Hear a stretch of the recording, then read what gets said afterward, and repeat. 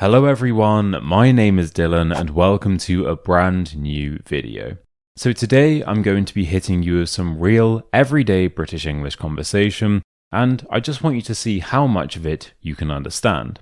Now, as you can probably already tell, throughout this video I am going to be speaking at a very natural pace, which in the UK does tend to be quite fast, and that's because I want this to be realistic listening practice.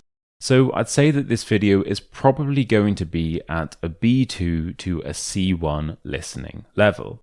Now, I am also going to be using various native expressions and advanced pieces of vocabulary.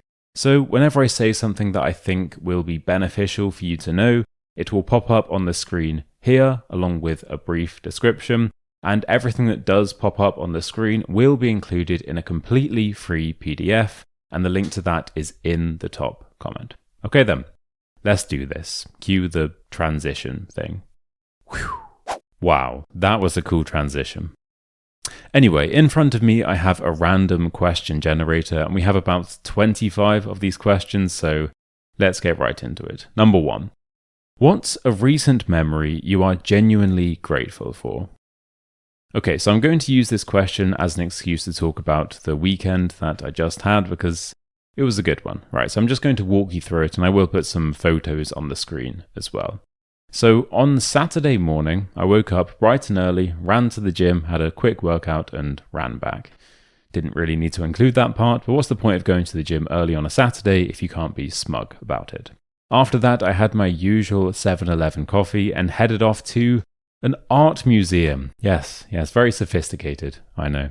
So I'm not going to claim to be an expert in art at all, but you don't really need to be an expert to enjoy a good art gallery because I feel like you just need to turn up and look at certain paintings and be like, yeah, I kind of like that one, or I don't really like that one. It doesn't really do it for me. You don't need to be able to, you don't have to understand the art in order to appreciate it. Now, if you're curious, these are my two favorites. This one I wasn't actually allowed to take a photo of. I didn't know that, but then someone came up and told me off. And this one, if you're wondering why this wasn't actually a photo from the gallery, I had to find this from Google because I also was not allowed to take a photo of this one. But these two, yeah, these are my favorites and I don't really know why. I just kind of like them and that's art, isn't it? Anyway, after that, I filled up with a very carb-heavy lunch because later on in the day, I was playing football. Yes, I played football for the first time in 10 years, and it was so much fun. It was so good. So this is your sign to pick up that hobby that you haven't done in ages. After that, that's about it, really. So we're going to move on to Sunday. So Sunday morning, I woke up and in true European fashion, went to a cafe and had a croissant and some coffee. Now this is my favorite part of the weekend because after this, I went to watch a football match, yes, and this was so much fun. So I was watching Osaka FC. I'm in Japan right now, by the way, in Osaka. And I was watching the Osaka football team. They're not called Osaka FC. They're called something like Cerezo Osaka. And they were playing the best team in the league. And it was so fun. So it was quite a big attendance. There was about 21,000 people there. I think they announced that at the end of the game. And it was brilliant. We lost, unfortunately, but it was a really good match. And it's so you can learn so much about a country from going to a sporting event there, I think. And it was quite a rowdy atmosphere, very respectful but loud. It was very energetic. It was really nice. So I'd highly recommend going to a football match if you are in another country. Thankfully, it wasn't that expensive because in England, football matches do tend to be quite expensive to go to, but I feel like in any other country, the tickets are going to be much more affordable. Anyway, after that, what did I do? I went and met my friend for some ramen. And that's it. It was such a wholesome, rejuvenating weekend, and it made a nice change of pace to actually go out and do things on a weekend like a normal person, instead of just wasting it being hungover. So yeah, I think I am going to make some lifestyle changes. Now, of course, you will have already heard about my weekend if you were subscribed to my newsletter. So every single Tuesday, I send out a completely free newsletter containing a fun story, and the link to that is in the top comment. Okay, next question. What's a small luxury you think is actually worth it? So for me, the answer that springs to mind is buying a good perfume or fragrance or aftershave, whatever you want to call it. You know, the thing that you spray on your neck and it makes you smell nice.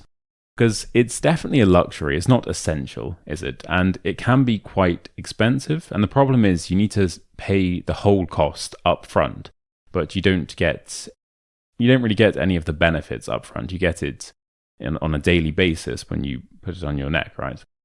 But there's something about just having that ritual before you head out, 2 sprays, and you smell amazing for the rest of the day, and you stand outside and you get a gust of wind and you're able to breathe in your own scent and you know that you smell good.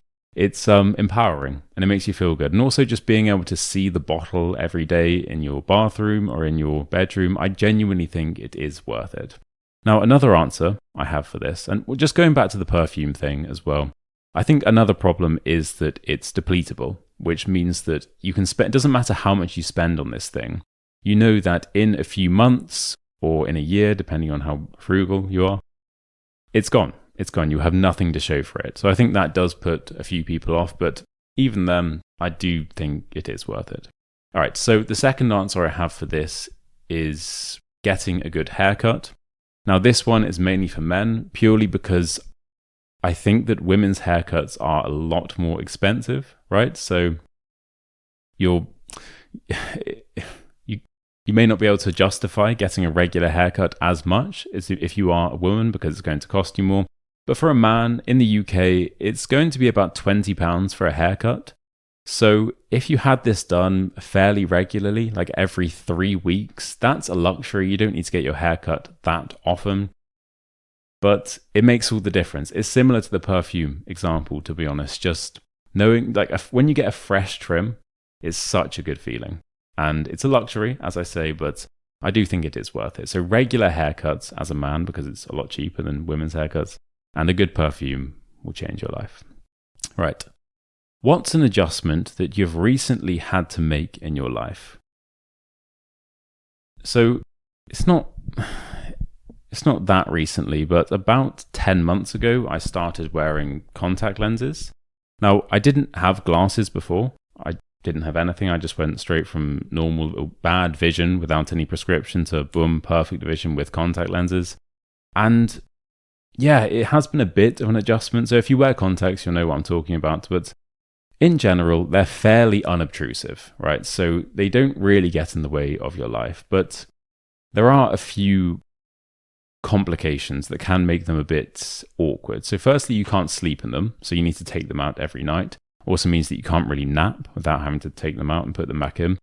The main thing for me is that you can't shower in them, which is very annoying because if you go to the gym in the morning, like I do, as I say, then you need to wake up, you put them in, and then you go to the gym, you come back, you need to take them out, have the shower, come out of the shower and put them back in. So by about 10 a.m., you've already had to take them out once and put them in twice. It's just a bit awkward, And it does mean that you can't go to like spas. Okay, so, first world problems, of course, but in general, I've found them to be pretty convenient and I definitely don't regret getting them. In the future, well, you can get these ones that you sleep in. So you put them in at night and you go to sleep, you wake up in the morning, you take them out, and it gently reshapes your eyeball during the night so that you have perfect vision for, I think it lasts for 2 days. So every other night you need to put them in and then you take them out.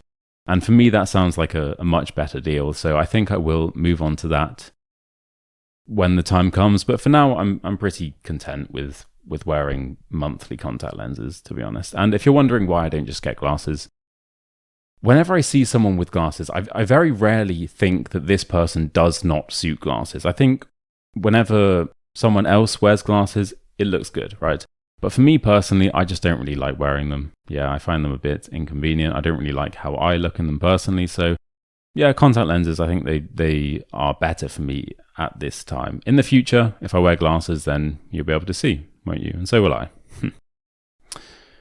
That was a good one. Wasn't really. Right, what's something you thought would make you happy but didn't, and what actually did instead? Okay, so this actually ties in with one of the answers I gave earlier about the cologne. So about 2 years ago, I had this friend who had who always smelled really, really nice. And she was wearing a unisex perfume, right? And I'd never smelt anything like it before. So I asked her what it was, and she said it was, she told me the name of it, right? And I looked it up online, and it was pretty expensive. So I wasn't really in a position back then to buy it, but it was always in the back of my mind. I used it as motivation. So if I work hard on my business, I can make enough disposable income to justify buying this thing, and it will be a treat for me. All right, so fast forward about a year, and I was finally able to justify buying this thing. I felt like I had earned it. So I walked into the store, went to the perfume aisle, found what I was looking for. It's a brand called Diptyque, really, really nice. And I bought it. It was pretty expensive, definitely the most I've ever spent on a cosmetic in my life. And I got home, sat on the edge of my bed, very carefully unwrapped this beautiful, intricate packaging and took the bottle out, gave it a smell, put it on my neck. It smelled lovely. It smelled exactly how I thought it would, how I remembered it. And I looked down at the bottle and I just felt nothing. I felt nothing whatsoever. I didn't feel pride. I didn't feel happiness. I didn't feel regret or sadness, just nothing. And I think that's worse than feeling regret. Just this lack of feelings is terrible. If anything, it would be listlessness, because I thought that buying this thing would make me happy. So when it didn't, it was very bleak. I had a mini existential crisis, right? Yeah, so that was, and that's what you get. That's what you get for thinking that a material good will make you happy, because it just won't. It won't. I feel like grinding and getting the thing is fun, but when you actually buy it, it's a bit like, yeah, okay, what now? So yeah, I did genuinely think that would make me happy. It didn't, but what actually does make me happy is much simpler than that, and that's a good thing. Just like a morning coffee, just getting going to a cafe most mornings and buying a coffee, sitting down, drinking that is it makes me a lot happier than because I feel like when you go into a cafe and you buy a coffee, your expectations are low, so it's very easy to meet them or exceed them. But perhaps when I was saving up for this perfume, my expectations were too high, and then when the big moment finally came, when I did finally purchase it and come home and spray a bit on my neck, I just felt nothing. But I'm good now. Don't worry. I have used it all up, unfortunately, so I do need to get some more. But if you are looking for a nice perfume, I recommend Diptyque. I think that's how you say it. Right. What's a bad habit you are currently trying to break? Biting my nails. Although what I will say is my nails are actually relatively intact at the moment, so I think I haven't bitten them for a long time. And if you are someone who struggles with this problem as well, I found two ways to overcome this. So firstly, I bought this nail polish thing that just tastes horrible. It's called like Grow Nails or Nail Grow or something like that. And you put it on the end of your fingers, on your nails, and whenever you bite them, it tastes disgusting. You have this horrible, it's kind of like hand sanitizer, but it lasts for about a minute in your mouth. So that's a very good way to stop you from biting your nails. And also, I started spending more time outside in public, so working in cafes as opposed to working in my Airbnb. And when you're outside, I feel like you're more aware of your own actions, so you're less likely to do something that's deemed socially bad, such as biting your nails, right? It looks a bit weird and a bit immature when you see someone do that. So I think I'm more aware of that type of thing, and therefore I'm less likely to do it. But yeah, as I say, my nails are relatively unbitten at the moment, so that's a good thing. Right, what's something you stopped pretending to enjoy? So, hear me out. Spicy food. I do like a bit of spice, don't get me wrong. But before, I would always default to the spicy option because it feels like it has like a higher perceived value. If someone offers you 2 burgers, I'm a Westerner, I need to give burgers as an example, sorry. if someone offers you two burgers, you have the original burger and the Zinger burger. Which one are you going to go for? Probably the Zinger burger, because it just sounds more premium. Sounds like you're getting more for your money. And a Zinger burger is fine. Okay, maybe that's a bad example because it isn't that spicy. But in general, I would tend to go for the spicier option. And let's be honest, part of that is the bravado of being like someone who can handle spice, and you're big and you're strong. That's not a big deal. But once you get over your ego, once I got over my ego and started ordering, the plain option, I was much happier, to be honest. And as I say, I like a bit of spice, but when it's excessively spicy, for me, it just kind of ruins it. Yeah. So I had this realization in Manchester, of all places. So it was the night before I actually came to Japan, and I was flying from Manchester Airport, and I was going out for some food, and it was the night before leaving. I wasn't really caring. I didn't really care that much about my diet. So I went to a burger place, obviously, because I'm a Westerner. And, it was the example I gave earlier. The guy said, would you like original or would you like the big spicy version? And I said the spicy version, obviously, because I wanted to impress him. And I wanted to get more for my money.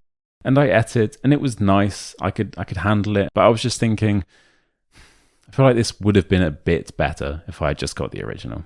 So yeah, I do like a bit of spice, but I'm going to stop defaulting to the spiciest option available. Because, look at me. I'm not really built for this stuff. What's something you do differently now compared to 3 years ago? So filming these videos, the process is very different. So I started my channel about 3.5 years ago. And when I first started, firstly, I would print out all of the scripts. I would I'd print them out onto paper, right? And I would have all of my notes here. And I would read them like I was presenting the news or something. And I would also make sure to have chewing gum and also an apple right before recording. Because I don't know if it was because I was nervous, but for some reason, right before I was going to record, my mouth would get really dry. And that would lead to all these annoying mouth noises. So I looked it up, and apparently you need to have chewing gum or an apple. And that helps to, it stops your mouth from drying out. Another thing is I would have my phone facing the other way. So I still record these videos on my phone. Honestly, you really do not need fancy technology to record a YouTube video. But I use the front camera on my phone now. Before I used the back camera, so it was flipped the other way, which does lead to the quality is better on the back camera, but it leads to so many other problems because you can't see the screen. So there are several times where I would sit down, record the video, press record. I can only see the back of the phone. And I'd be there for 2 hours trying to record a 10-minute video. And then I'd finally do it. I'd be so proud. I'd stand up, check the phone, and it wasn't recording. I'd forgotten to press record. Or I'd recorded it in slow motion. That happened once. Or I had received a notification, or it had died. It was out of battery. So yeah, that led to quite a few problems. So in order to fix this, I would put a mirror on the other side of my room so I could see the screen. I could see the screen in the reflection of the mirror. That did help a bit, but yeah, eventually I just switched to filming with the front camera, and it made everything so much easier. And of course, it's easy to laugh now at all of the very understandable problems that I was making when I first started, but I'll never forget how exciting it was to start the channel. So yeah, I do look back on those times with fondness, but back then it was very annoying. Anyway, I was trying to find some photos of my filming setup to show you. And instead, I was reminded of how stupidly long my beard was back then. So yeah. This was 3.5 years ago. Why did no one tell me? Why did no one tell me? Why didn't you tell me that this was too long, honestly? No wonder I didn't have a girlfriend. I still don't have a girlfriend. Anyway, next question. What's the closest you've felt to being famous? Okay, so obviously this is a bit of a leading question because I am already extremely famous, but I will answer it anyway for you non-famous people. Just joking, don't worry. So, I have been recognized a grand total of 2 times in public, yes, I know, very exciting. So I'll walk you through both of those experiences now.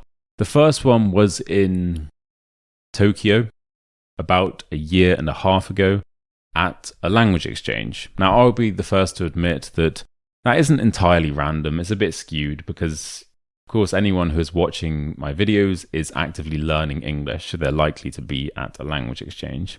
Now, that's obviously not why I went. I didn't just turn up there with a couple of Sharpies in my pocket in case I needed to sign a photograph or something like that. But it just happened. I turned up and, there was a guy there and I think maybe a girl, and they said, "Oh yeah, I think I've watched one of your videos." And it was nice. We had a chat. It was very wholesome. And then the other time was genuinely completely random. And this was more recently. This was about 3 months ago in Florianopolis in Brazil. And it was in a random sushi place in the middle of nowhere. And one of the workers there came up to me and said, "Oh, hi, what's your name?" And I said, "Oh, it's Dylan." He said, "Oh, yeah, I recognize you. I've seen your videos." I think she said that she knew me from Spotify, which is quite funny, not actually from my YouTube. But yeah, by the way, I post all of my videos on Spotify, and I do post some exclusive podcasts there as well. And that is just British Education. Go and follow that. Anyway, yeah, that was cool. That was a very pleasant interaction. I know what you're thinking. Did you get free sushi? And the answer to that is no, I didn't. So seriously, what is the point of even being a world famous celebrity who's been recognized twice in public if you don't even get to sign photos and you don't even get free sushi? Genuinely, what is the point? You tell me. What's a conversation you've been replaying in your head, but in a good way? So I haven't really been replaying this in my head, but I do remember a nice mini social interaction I had. So this was last month in Bristol. I was running back from the gym and I was wearing my Arsenal top. And I was running up a hill and there was a guy there and he said something like, "Nice top, man."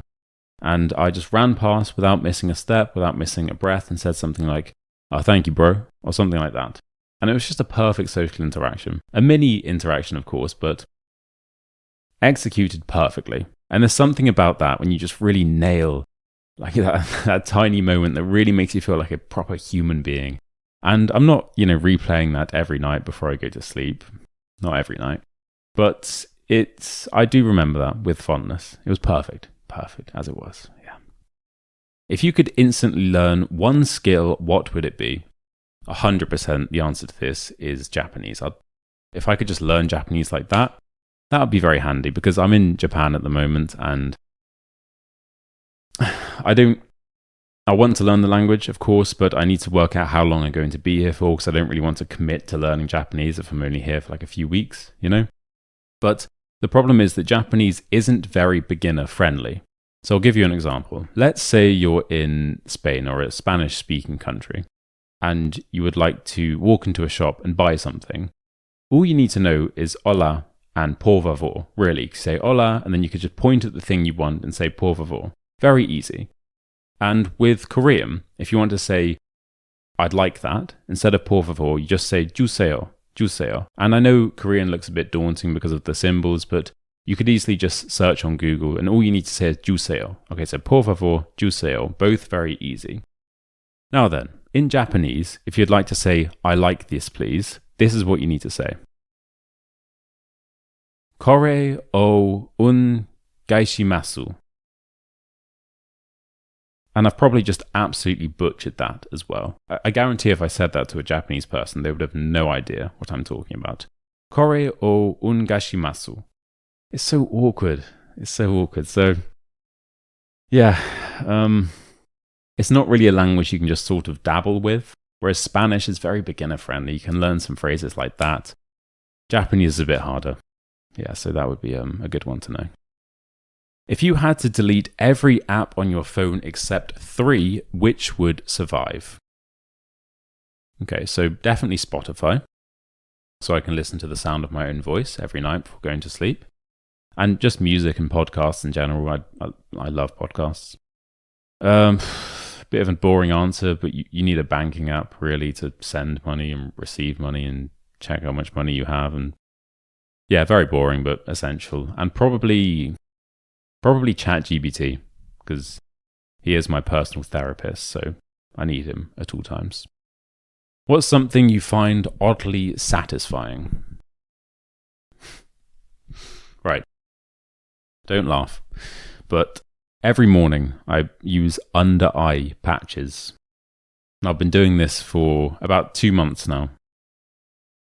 Because I have these terrible bags under my eyes. And whenever I say this to someone, they always say the same thing. It's the same with my vision as well. Whenever I tell them how my vision suddenly went from 20/20 to, I don't know, like 10/10, and why I have these bags under my eyes, they always say, oh, you look at screens too much. And that's true, I do, but so does everyone. If you work in an office, you look at screens all day as well. Or most people just look at their phones all day anyway, or like the computer or the TV. So everyone's constantly looking at screens, but not everyone has like terrible vision and bags under their eyes. Anyway, so it's a mini goal of mine this year to really work on my skin and particularly these under eye bags. So one of the things I've done to try and meet that goal is to buy these under eye patches. And they're not expensive. You keep them in the fridge, and in the morning you take them out and you put them under your eyes. They're nice and cool. And you leave them there for about 15 minutes. And it is so satisfying. I don't know if it's doing anything. I personally think it has helped a bit so far, but it's so satisfying that I really enjoy doing it. There's something about having a very direct solution to a problem that helps you feel as if you are actually solving the problem. So yeah, that's a nice ritual I have every morning. 7-Eleven coffee and eye patches. If you had to teach one life lesson to a group of strangers tomorrow, what would it be? So there's a quote I really like by Alex Hormozy. It's, "This is what hard feels like." And I like this quote because it's not particularly pithy or abstract, but it's very, very actionable. And it's also an extremely simple concept that for me can completely change your mindset like this. So I will explain it. Basically, let's say you want to do something hard, like learn English. Before you start that journey, you'd probably say to yourself, is this going to be easy? No, you know it's going to be hard, right? So fast forward a few months and it's late at night, you are at your desk and you are studying English. And you're hungry and you're tired. And a new episode of your favorite TV show has just been released, and you'd love to just get into bed, have a bowl of cereal, and watch that. That would be so much more enjoyable right now. But you need to study. In that very moment, when it's awkward and it's difficult, and you're tired and you're hungry and you want to watch the thing, this is hard. This is what hard feels like. So at the start, you knew it was going to be hard. This is the hard moment, okay? And it just instantly reframes your mindset. So it doesn't feel like a personal curse. Like, why is this so awkward for me? Am I doing this wrong? Should I be doing this? No, this is just the hard part. And you knew it was going to be hard. So whenever you are doing something difficult, you're trying to achieve a big goal. When you are in those difficult moments, those hard parts, just remind yourself, this is what hard feels like. And I knew it was going to be hard. Okay, this isn't just a me thing. Okay, this is for everyone. Keep going, right? And as I say, I like it because it's very simple and actionable. Yeah, some quotes sound amazing, but they can be quite tricky to actually apply to your day-to-day life. But this one is, you can apply it like that. I think it's brilliant. What's a habit that subtly improved your life more than you expected? So every morning, when I have my eye patches on and I have my coffee, I also do these vocal exercises. They take about 10 to 15 minutes. They involve a quick vocal warm-up. So it might be lip trills. It might be yawning, because when you yawn, it opens up all of these mouth muscles. It could be hissing, which is really good for ensuring that the words come from the front of your mouth and not the back. And then there'll be some sort of shadowing where I will ask the internet to come up with some sort of tricky paragraph or sentence that's difficult for even a native speaker to say, and I just made sure to really nail the pronunciation. And I started doing this because I noticed that I had got into some bad habits with my pronunciation. So sometimes I would say with instead of with instead of with, okay? Or maybe I would say through instead of through. And that's because British people tend to be quite lazy when we speak. So I wanted to improve that, of course. So I started working with a speech coach. They recommended these exercises to me, and I do them every day. And it has made such a big difference. It's a small thing. It takes like 10 minutes, and it's made such a huge difference. So that's something that I do every single day. Yeah. What's something you've recently simplified? My diet. My diet is incredibly simple. So I'll just walk you through it, and then I'll talk about it a bit. In the morning, I have oats, raw oats with milk, a scoop of protein powder, and chopped up bananas. For lunch, I have sushi, because I'm in Japan, obviously. And for dinner, I have a chicken salad. And that's it. Those are the only 3 things that I eat during the day. And I do this most days. Of course, on the weekend, I might go out for a meal, but in general, I just have those 3 things and nothing else. And the reason why I do this is because, firstly, I'm extremely lazy when it comes to cooking. And this requires me to wash 1 pan per day. So I can do that. That's for the chicken. And also, I feel very good eating this. This diet seems to agree with my body. And it gets rid of a lot of decision fatigue that comes with deciding what you want to eat. Because when I go to a supermarket, I know exactly what I'm buying. Those ingredients. Okay, that's it. So I'm not there thinking, what should I have for dinner tonight? I had this last night. Although, what do I need for this recipe? But should I get this instead? But they don't have this type of... I don't have to deal with that. And I know for some people that sounds so boring. But personally, I'm not really that picky with what I eat. I'm very content eating the same thing every single day. So this very simple diet works for me. What's something you're glad didn't work out?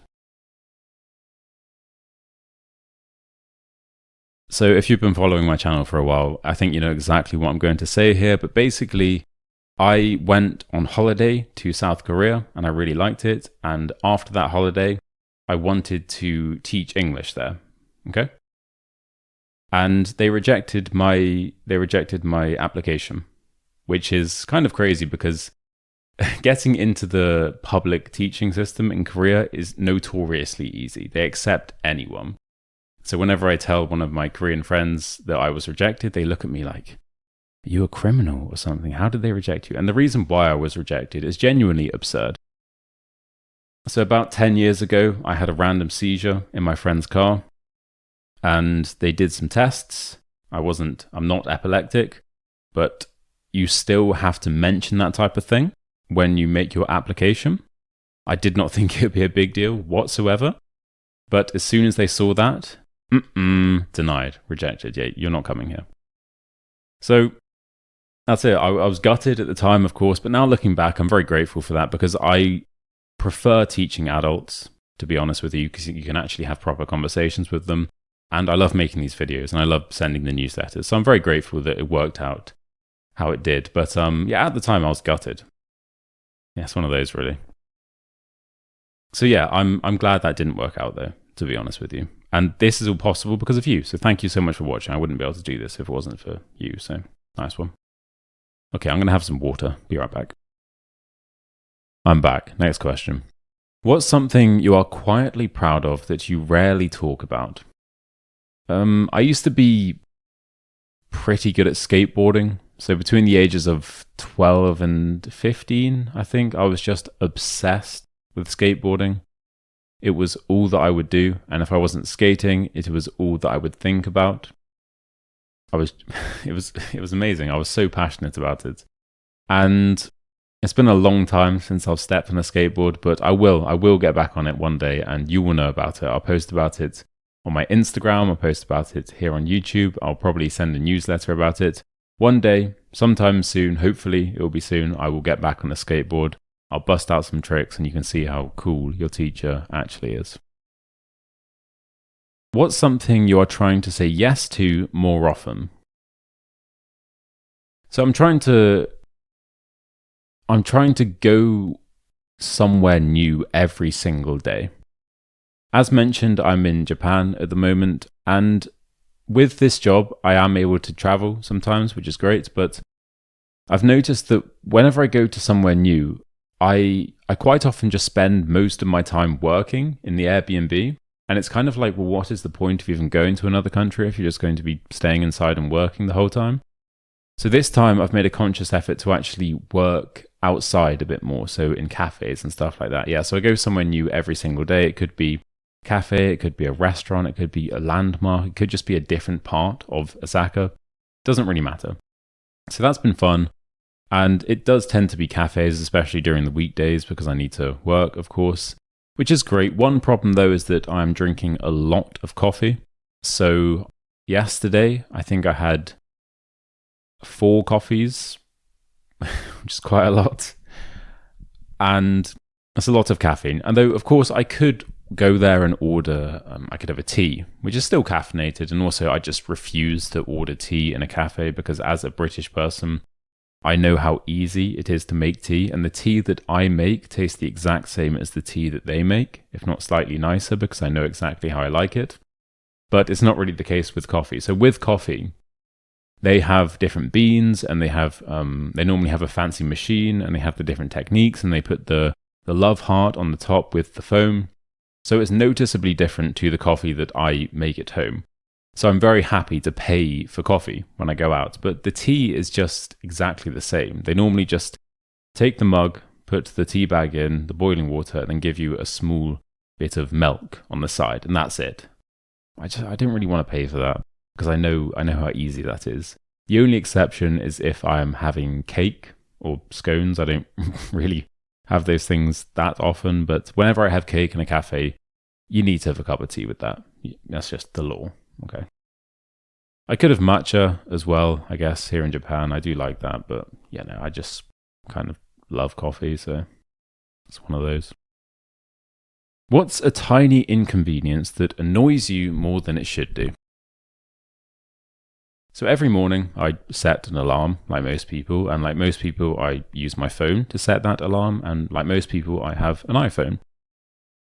The problem is, though, there is a huge design flaw in the alarm for the iPhone. Basically, after 15 minutes, it just turns off. So let's say you set your alarm for 6 a.m. At 6:15, it's off. Okay, it's irrelevant. You may as well have not set an alarm. So if you can just lie there for 15 minutes and snooze and just kind of ignore the alarm, eventually it will go off. And whether you like it or not, it means that you can just sleep in, which is ridiculous, right? How in 2026 is it that the alarm turns off after 50 minutes? How is there not an option to change that? Crazy. So I have found a way around this. I found an app called Alarmy. Obviously, I'm not sponsored, but Alarmy is free. And there are a few things I like about it. Firstly, you have to get up and manually turn the alarm off. So you can't just lie in and ignore it. Secondly, the ringtones are so bloody annoying that you cannot help but get up as soon as you hear them.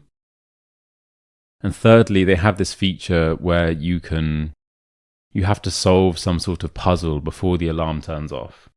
So you can do a mathematical equation, or they have something where you have to find random objects in your house and take a photo of it. So you can't just stand up, turn it off, and go straight to bed. You have to stand up, work out this maths equation at 6 a.m, half asleep in your boxes, like, what's 46 plus 82? Yeah, you need to do that 3 times. So it was fun. It's fun. I'd recommend it. It's completely free. Yeah. Alarmy. You're welcome. That was to Alarmy. They should be paying me for this, right? What's something that started small but became much bigger than you expected? The answer for me is so obvious. So about over a year ago, I think it was last September, maybe, I decided to make an online course teaching real British English, okay? And I wanted it to be quite big, so there was going to be 5 modules. And it's so funny, because I thought that I was going to create this course from start to finish in 1 month. I thought that I could plan it all in a day, script it all in a week, and then film each module within the space of a few days. And I said to my editor, let's do this in a month, right? So I'm going to send you this number of videos on this day. I need them back for here, so on and so on and so on. Then we can finish it. We'll do the trailer in the last day. He was like, yeah, that's cool. That's cool. That's cool. That's cool. It took me 14 months to complete. And in those 14 months, it wasn't like, okay, I'm going to do 2 hours of work on the course today, and I'm not going to do any tomorrow, but on Sunday I'll do 3 hours. No, I was working all day, every day on this course. And you'll know that in the height of this, I had to kind of neglect the YouTube a bit. So there were weeks where I just wouldn't upload, or I'd upload like one video a month. Normally, these days, I upload a video every single Friday. Okay? But I was just forced to put everything else to the side and just focus on this course, because it wasn't really supposed to be as detailed and as comprehensive as it turned out to be. It was just that I would start a module and I would include the basics, and then as I was making one of the videos, I would think, I need to explain this part for this part to fully make sense. Because if they don't know this expression, then this expression is kind of irrelevant. So I need to add another video here, but then I need to add another exercise so they can actually practice it. But then I need to add another video so that they know the difference between these two and when to use this one and when not to use this one. So every module just grew, it just became bigger and bigger and bigger. And it was like that for all 5 modules, especially the accent one. The accent one was crazy because there are so many elements there's so much theory to getting a British accent. And I would cover one part of it, then I would think, but I need to teach them about the 2 R's. Or I need to teach them about reduction now. And that's why it took 14 months. If you are curious, it's an incredible course. I finally finished it 2 months ago in December of 2025. There are 5 modules. The first module is all about vocabulary and expressions. I'll teach you everything that we use on a daily basis. Second module is a very popular one, British accent mastery. I'll teach you all of the theory you need to know, and we have loads of shadowing exercises. The third one is all about feeling more confident and more fluent when you are speaking.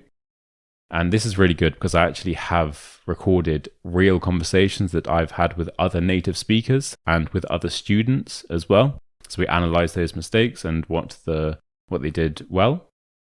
The fourth one is all about mastering your listening skills. So we have over 25 original tests. And the fifth one, last but not least, we have the British culture guides. So here I've created 10 full guides to the British culture. So we have one telling you how to act in the office and what the workplace is like. We have one about British food. We have one about how to make friends here. So basically, it's perfect for anyone who is planning on coming to the UK and is a bit nervous about all of these weird unspoken rules and expectations and expressions that we have. Or if you're already in the UK and you don't feel 100% confident and you want to feel more native. Basically, you will learn everything that a native speaker knows because I left nothing out. And that's why it took me over a year to make. It's really good, I'm just going to be honest. There is a 30-day money-back guarantee as well, so you can try it completely risk-free. And the link to that is in the top comment. Okay, next question. What's something you've realized that you don't actually need? So, I've been a lot more financially responsible this year. I've stopped wasting money on things I don't really need. And the main thing for me is I've stopped buying so many clothes. And the reason why I've had this realization was because last month in January, I did my taxes for the year before, and I was able to see all of my expenses and all of the income and how much money I should have versus how much money I do have. And there was such a big discrepancy.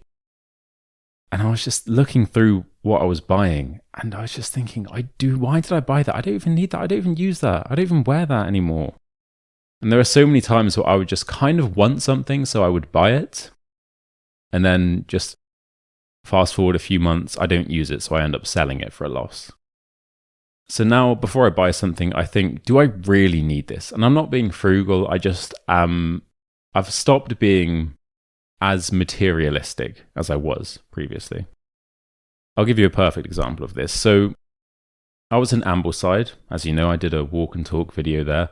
And as mentioned, in Ambleside, they have loads of these walking shops. And it was very cold during the time. It was January in northern England. Of course, it's going to be cold. So I wanted to buy a beanie. And there was a really nice hat there. It was a Patagonia hat. And it was just a black hat with the Patagonia logo on. And it cost £45, which, let's be honest, is quite a lot for a plain black hat with the logo stitched on. Previously, I probably would have just bought it. I would have been able to justify, like, oh yeah, I'll have this hat for years, and, you know, in a few months, that £45, I won't even remember it. You know, I spend this easily on a night out, so blah, blah, blah, all of these justifications. Then I thought, this is a bit excessive. Realistically, I'm paying for the label here. Let's be honest, Dylan. So I just put it back and I thought, you know what, if I still want this in a week's time, maybe I'll buy it. So I didn't want it to be an impulse purchase. And then I walked down the road for about 30 seconds, went into another shop and found this other hat, the one that I've been wearing pretty consistently for the past month. And it's just a plain black hat. To be honest with you, it's exactly the same as the Patagonia one. It just doesn't have the little logo there. And it was half price. It was £8. Yeah. So there are some things that you should spend money on, like an incredible online course. It's going to completely change your life. And there are things that you don't, you're paying for the label with some things. And I actually prefer this hat because it means that I can go to the gym in it. I don't care if it gets sweaty. I can just chuck it into the washing machine. And I'm not worried if it gets ruined or if it bobbles because it was only £8. But with the Patagonia one, I feel like I'd be too precious with it.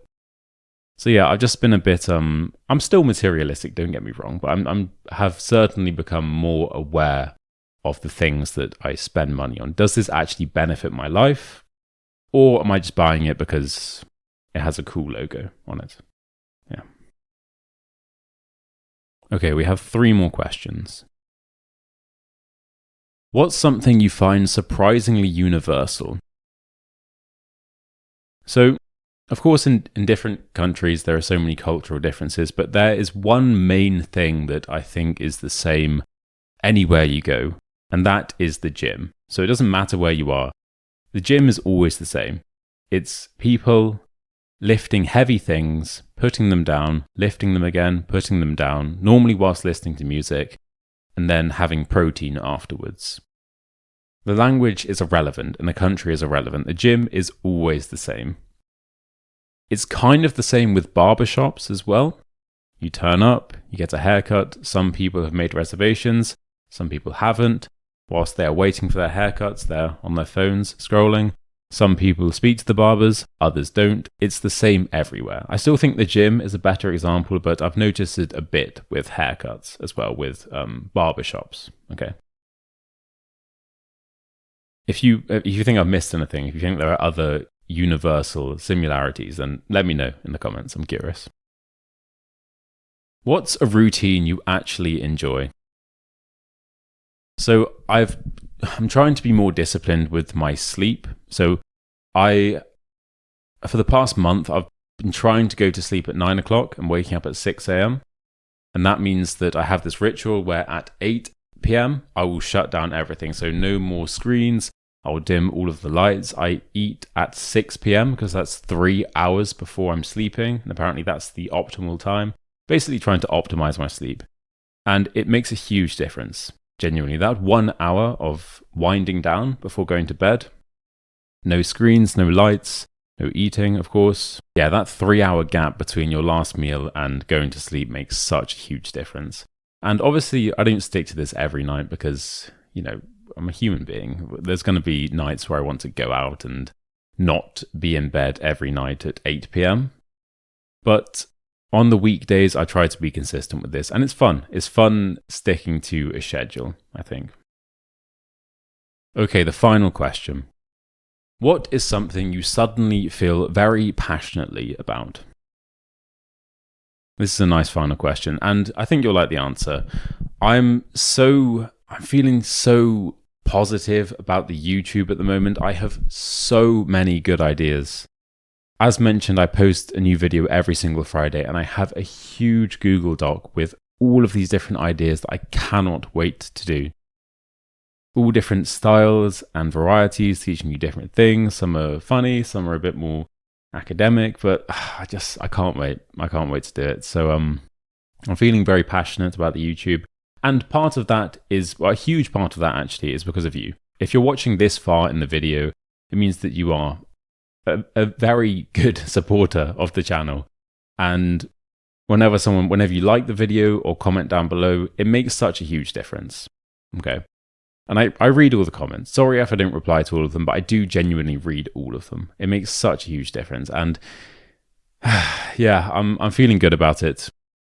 There was a period last year, I'm just going to be honest, where for a few months I was second guessing myself and feeling a bit negative about the whole thing. Wasn't really sure if I was going in the right direction with the videos and stuff like that. Some of them felt a bit forced. But recently, it just feels a lot nicer. It feels a lot more natural. So I can't wait to see which direction the channel goes in this year. But I'm feeling very positive about it. And I feel like I'm not scared to mix up. I've never really been scared to mix up the format that much. For example, with the filming setup. This is the first time this is the second time actually. The first time was last week, 2 weeks ago, where I've actually changed the filming setup because I'm in a different Airbnb. And I feel kind of bad sticking these vines up on the wall because they, more often than not, they leave some sort of mark on there. I don't really like doing that. So now I'm just on a sofa and the vines are just here, you know? So this is brand new. And also I'm holding the microphone. I don't normally do this. Normally there's a microphone stand there. But yeah, I'm happy and excited to post some more videos for you. Okay then, that's it. Thank you so much for watching. As mentioned, all of the words and the expressions that popped up here will be included in a completely free PDF. The link to that is in the top comment. And as I also mentioned, I've made this incredible course. So if you are coming to the UK, you're feeling a bit nervous, or if you're already in the UK and you'd like to feel more native, then this is perfect for you. Check out the link in the top comment. It contains a page with all of the information you need and a very comprehensive trailer as well. So just watch that. If you have any questions about the course, please just email me. My email address is britishtakes@gmail.com. I'll get back to you as soon as I see your message. As mentioned, there is a 30-day money-back guarantee, so you can try it completely risk-free. And once again, the link to that is in the top comment. Oh, God, this has been a long recording. This is the third day in a row that I've tried to film this video. Okay, it's a Thursday today. Tuesday just wasn't able to do it. Yesterday was not able to do it. Today, finally, we actually did it to a decent standard. So if you did enjoy this one, please like the video. And of course, if you are not subscribed, make sure to hit that subscribe button. I post new videos every single Friday. And why not comment down below as well, because that does make a huge difference, as mentioned. Right then, I'll put a video here on the screen. If you'd like to check that out, then, that would be cool as well. I hope you have a lovely weekend or lovely weekday, depending on when you're watching this. And I'll see you again next Friday for another video. Mwah. Cheers.